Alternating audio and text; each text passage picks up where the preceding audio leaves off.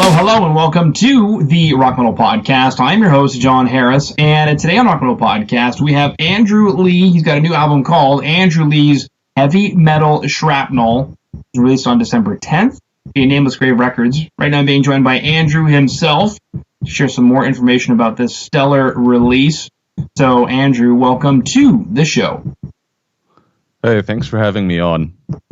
Absolutely great to have you on. You know, it's kind of funny whenever I get guitar stuff across my desk. Sometimes, or oftentimes, I kind of do a pre-eye roll. But your stuff is great because it's not the typical stuff that we would assume with, like, here I am, I can play the guitar. Yeah, I think, especially if you're looking at a lot of the guitar stuff that's come out, you know, like in the last maybe 10 or even like 15 years, it's very much kind of like that proggy djent stuff. You know, after like Bulb and Periphery blew up, I don't know, like 2009, 2010, something like that. I feel like solo guitar stuff just went down that djent rabbit hole and then never really came back. You know, like even if you look at some of the big artists like Tony McAlpine, he was doing all this great, you know, neoclassical, shreddy, heavy metal stuff in the 80s. But if you look at his last two albums, he's starting to do djent too. That's where all the money is at, Andrew. That's why. Yeah. So then, when you were crafting this record, was it a largely conscious endeavor? You sat down and said, okay, I definitely don't want to do that. I want to do this. Let's make it happen. Well, so I don't really listen to much djent in the first place. So it's not really like, you know, I could have written a djent record even if I wanted to. But I definitely had a pretty good idea of exactly what kind of influences and what kind of songs I wanted to be writing for the record. Because I really just focused on like the early 80s Shrapnel roster, you know, like the early Tony McAlpine stuff, the early Racer X stuff, Joey Tafola, you know, Vinnie Moore. And I mean, just as a guitar player in general, I don't really like the way guitar players approach blues. So that was like a conscious decision, not just for this album, but like for anything I do, that I try and avoid any kind of blues stuff. So, you know, I think when I was writing all the songs for this record, I had a pretty good idea of how things were going to go in my head, even before, you know, I came up with any riffs or solos or melodies. Now, you mentioned that you don't like the way guitar players play the blues. Take us through that. You're not sad, Andrew? I think the way that rock guitar players approach blues is very limited and very repetitive. I mean, by this point, you see some guys like maybe Joe Bonamassa, or you know, he brings in some other influences, I guess, but I mean, he's still pretty much like a blues guy through and through, and he's pretty good. But I mean, he's probably the best like pure blues player I can think of, right? But below him, it just sounds super generic. So when I think of like a good blues guitar player, none of them can really call themselves blues players. They're all like jazz players or fusion players, or like they do country and add blues stuff to it. But like any rock guitar player who plays blues stuff, instantly I just think, man, I've heard this like a million times before. I don't need to do it. No one needs to hear more of this crap. Well, thank you for not dishing us up some crap, Andrew. I appreciate that. I try. Very cool. Now, you mentioned some very early 80s influences like Racer X, for example. Did you have any of that stuff spinning while you were working on this record, or did you just kind of already know, like, this is what's going to do? I don't want to reference, like, records that I want to emulate too much. Otherwise, you unconsciously start to steal stuff, and then you always kind of want to avoid that. But I mean, I've been listening to all this early Shrapnel stuff ever since I started playing guitar, so it's not really difficult for me to kind of pull this stuff out of my head. Very cool. All right, now you mentioned there was a point where you started writing riffs and things. I guess how did that process go for you? Do you write like on acoustic guitar? Do you write on electric guitar? What forms the basis of the song? So generally when I'm doing like my death metal stuff, it always starts with riffs, and I come up with like a riff, and then I come up with a drum beat, and I just like keep building on top of that. But for this record, because it's so heavily based around melody, I tried to come up with all the melodies first. I always do this on electric guitar. I don't even own an acoustic, honestly. No, I don't play acoustic stuff, man. I only play electric guitar. So I come up with melodies on the electric guitar, and I record little demos and try and build on top of that. For this record, I don't normally do this for my other bands, but for this record, I also pulled out a keyboard and tried to use that to come up with melodies that were not guitaristic. Because the way that the fretboard is laid out and how you pick stuff, that kind of puts you down a certain way of playing melodies, and how you approach like wide interval jumps or whatever. And seeing everything laid out on a keyboard and trying to come up with melodies based off that allows you to kind of get outside the typical guitar thinking. Yeah, you bring up a good point, because every instrument is laid out differently, and that's part of what makes that instrument unique. Because vocal melodies, for example, are quite different than how a guitar player would think about melodies because of that fretboard, which would be different than even chord phrasings on a piano. To make chord phrasings move ergonomically on a keyboard, you have to change the chord phrasings. Cool. Did the keyboards end up in the record at all? So I'm not a keyboard player. I mean, I can like pick out melodies, which is what I was mainly using it for. But like the keyboard solos and the pads and stuff, those I just programmed with MIDI, because I had like some ideas for solos to kind of break up all the guitar stuff. And I deliberately wanted these very pianistic approaches that for me would be extremely difficult to play on guitar. Like you want to do maybe 6 notes ascending up an arpeggio, and then you play that in sequences. Just trying to pick all that, or even tap, really, it's very difficult. So I was like, okay, I like the way this solo sounds that I've designed it, but it would be a huge pain in the butt to play. So I'm going to just program it as a keyboard solo. You could just get better, Andrew, and then grow another arm or something, and you're good to go. There's always that, yeah. Beautiful. Now, you mentioned in the beginning that this room that you're sitting in is where all the magic happens. So take us through what level of that room played a part in this record. Like, were the drums recorded? Like, I see mics set up. So for the drums on this record, I had a friend from Boston record them. So they weren't recorded in this room. I do drums for like all my other bands here, but specifically for this record, they were recorded in a studio on the East Coast. But here I've got this PV VTM 120. That's kind of like a hot rodded JCM 800. I think it's from like the late 80s, early 90s. PV wanted kind of their answer to the JCM 800, and it's got all these dip switches on it, so it's like hot rodded. And I basically use that for all the rhythm sounds. And then below that, I've got this Mesa Mark V. and that was for all the leads. I had it on, I think, the Mark IV mode. Yeah, and then further back there, I've got two cabs. I've got a Marshall and a Mesa cab, both 4x12s.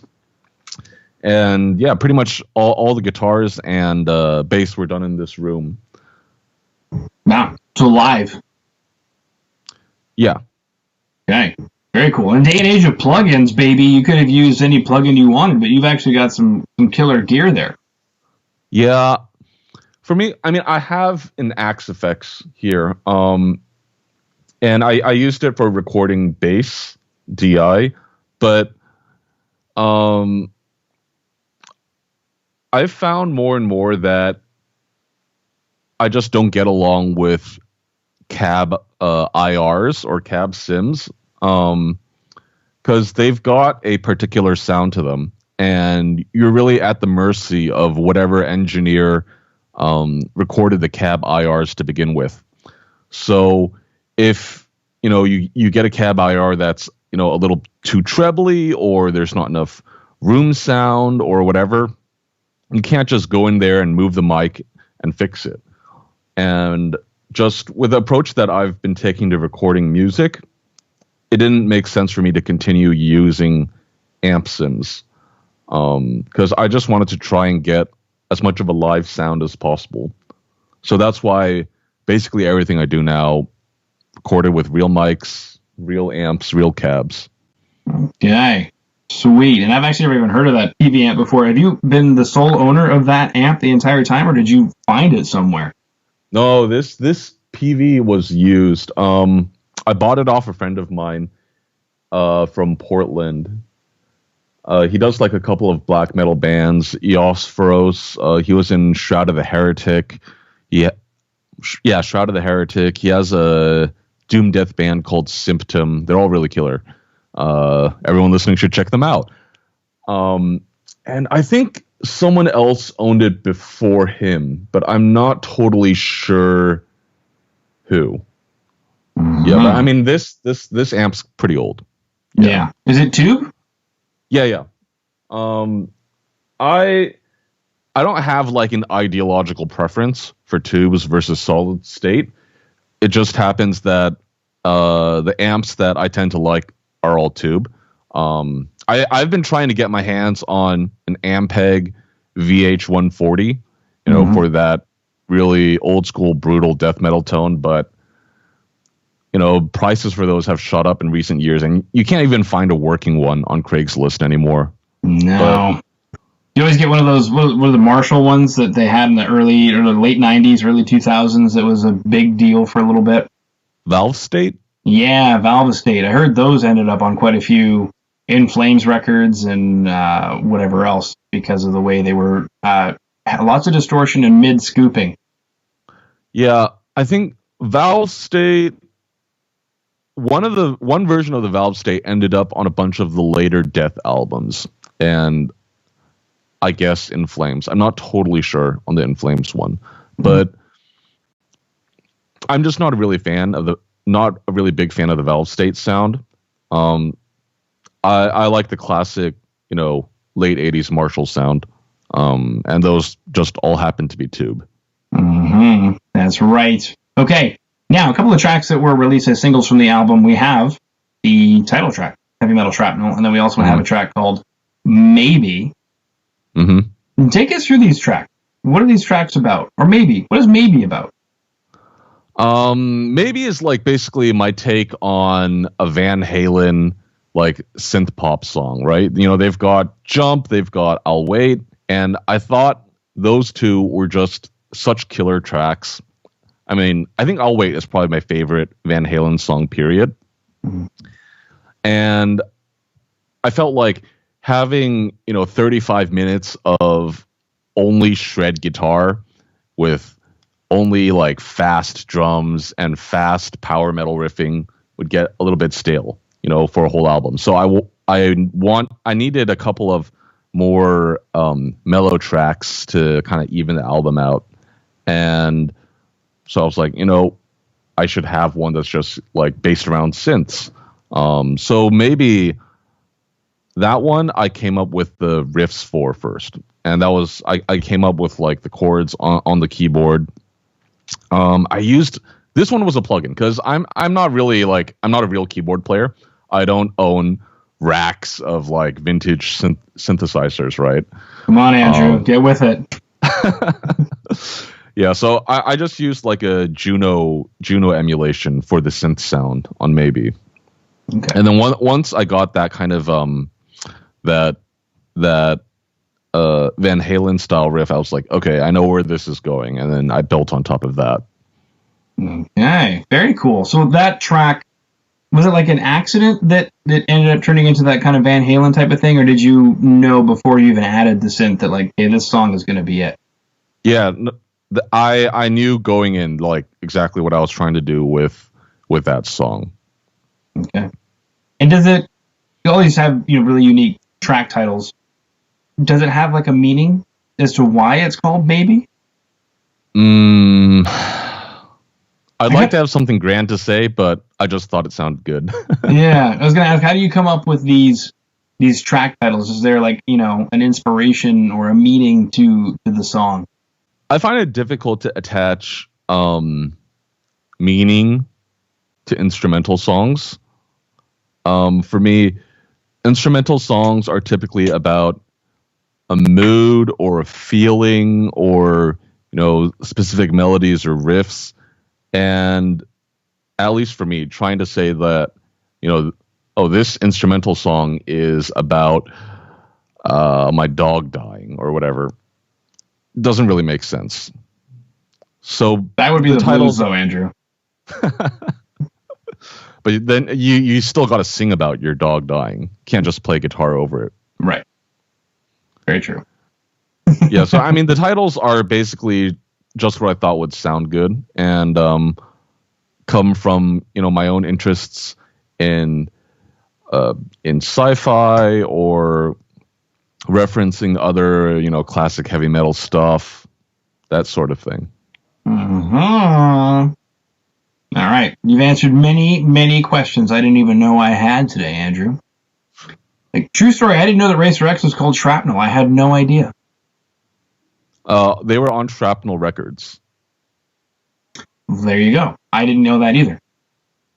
Yeah, so Shrapnel Records was like this. There was this guy called Mark Varney, and he was just into all like this super techie guitar wizardry stuff. And I think he released a couple of samplers from. I think he put out like an ad in a magazine telling like all sorts of guitar virtuosos to send him their demos, and he put out like sampler CDs of all these tracks, and he ended up signing a bunch of them, and so the whole Shrapnel Records, just I think from the start, was kind of Mark Varney's concept of just putting out like the craziest guitar that he could find back then. Cool. All right. Well, it just about concludes all my questions, Andrew. I think the only question I have is the artwork. Like, did you pose for this picture and then somebody turned you into a cartoon? No. So it's based on a picture from 2019. Yeah, 2019. I was in Dayton, Ohio for Anti-Music Fest, and at that time I was playing guitar with Extremely Brutal, and then one of my friends snapped that photo, and I was like, you know what, that looks like it would go pretty good on a album cover. So I had Velio Josto paint a version of it. I've used Velio for another one of my album covers. I really like his style. He does really great 80s stuff, and he always manages to do like realistic art while also making it like hyper stylized. And I've seen some artists when they try and do art that's like based on real people, they end up looking really weird. But obviously Velio's great at what he does. Yeah, I agree. He's got you in your good O face. You gotta always practice your guitar O faces for when you're on stage. I would expect nothing less from you, Andrew. Nothing less. All right, so we chatted about the 80s, and you got the pink guitar over there, so that's good. We're checking off all the boxes. Chatted about how rock guitar players should stop trying to play the blues. We chatted about Shrapnel Records. We chatted about djent in Prague and how that is not what we're going to be chatting about today. We chatted about Heavy Metal Shrapnel, the album. We chatted about the track and the track Maybe. I've got the album Heavy Metal Shrapnel is going to be out December 10th via Nameless Grave Records. And as well, I have a Bandcamp page for you, heavymetalshrapnel.bandcamp.com. Did I miss anything, Andrew? I think that pretty much wraps it up. All right, baby. Well, thank you so much for coming on to the Rock Metal Podcast today. Thanks for having me on.